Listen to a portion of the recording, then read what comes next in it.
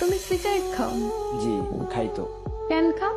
কেন খাই সেটা তো মুখে বলে প্রকাশ করতে পারবো না, তবে আমার একটা নির্ঘুম রাত যদি আপনার হাতে তুলে দিতে পারতাম তাহলে হয়তো আপনি বুঝতেন কেন আমি সিগারেট খাই। এখন থেকে আর কখনো সিগারেট খাবা না। কেন খাবো না? আমি বলছি তাই। কে আপনি? আর আমি আপনার কথাই বা কেন শুনবো? জানি না, আমি বলছি তাই শুনতে হবে। আপনি নিজেই তো নিজেকে ভালো করে জানেন না, আর আপনি আসতেন আমাকে শাসন করার জন্য। তুমি রাত যাবো? রাত জাগা পাখিরা রাত জাগবে, এটাই তো স্বাভাবিক। আজকে রাত থেকে ভালো ছেলের মতো তাড়াতাড়ি ঘুমিয়ে পড়বা।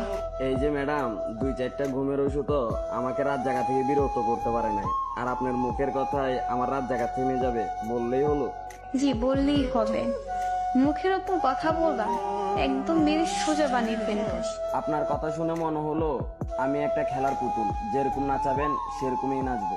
এত অবসলো কেন তুমি? নিজেকে অগোছালো করে রাখতে ভালো লাগে তাই। নিজেকে গুছিয়ে রাখতে পারো না?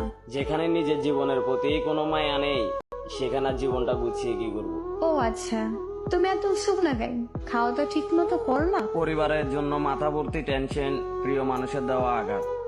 সকালের খানাটা ঘুমে ঘুমিয়ে চলে যায়, দুপুরের খানাটা বিকাল 5টায়, রাতের খানাটা রাত 3টায়। তাহলে চিন্তা করেন শরীরটার কতটা ভালো থাকবে। এত এলোমেলো হয়েছে কিভাবে? খেলার বয়সে পরিবারের দায়িত্বটা কাঁধে, আর আপনার মতো একটা মেয়ের জন্য নিজের জীবনটা উৎসর্গ করে। ও আচ্ছা, মানুষটা ভুল ছিল তাই ঠকে গেছো। আমি ঠকিনি, আমাকে ইচ্ছা করে ঠকানো হয়েছে। কিন্তু এরকম ভাবে জীবনে চলে না। কাল থেকে সকাল তাড়াতাড়ি উঠতে হয়, খাবার খাবা, পরে দুপুরে নামাজ পড়া, বাসায় এসে গোসল করবা, দুপুরের খাবার খাবা, আর রাতের খাবার 10টার ভিতর খেয়ে নিবা।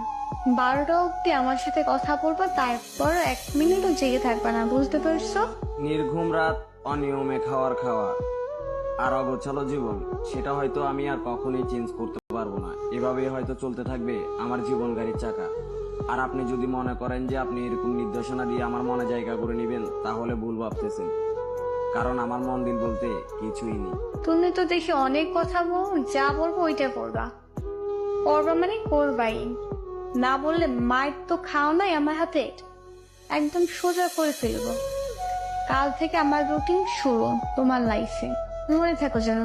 রুটিন শুরু করতে গিয়ে ব্লক লিস্টে পড়ে যান কিনা সেটা তো সঠিকভাবে বলতে পারতেছি না, কিন্তু ব্লক লিস্টে পড়ে গেলে সেটার জন্য আমি দায়ী নই। কিন্তু কোনো কিন্তু না, এখন বাইরে যা বলছে মনে থাকো যেন। আল্লাহ হাফেজ। আমি নিজেকেই তো ভালো করে মনে রাখতে পারি না, আপনার কথাটা মনে থাকবে কিনা তা আমি জানি না। আচ্ছা ঠিক আছে ভাই, আল্লাহ হাফেজ।